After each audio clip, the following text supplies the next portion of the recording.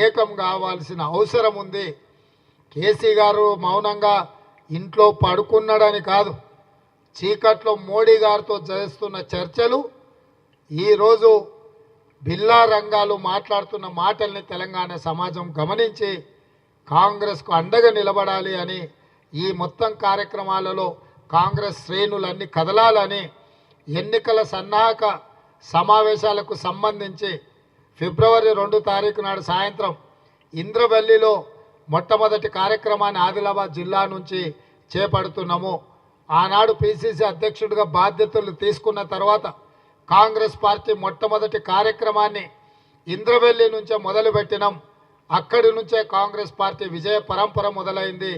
అదే పరంపరను కొనసాగిస్తూ ఫిబ్రవరి 2 తారీఖు నాడు సాయంత్రం ఈ పార్లమెంటు ఎన్నికల సమరశంఖం ఇంద్రవల్లి నుంచి పూరిస్తున్నాము.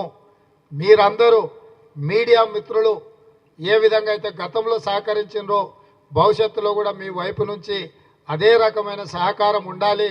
మీరందరూ కూడా రావాల్సిందిగా మీకందరికీ ప్రత్యేకంగా పిసిసి అధ్యక్షుడిగా మీకందరికీ ఆహ్వానం పలుకుతున్నా.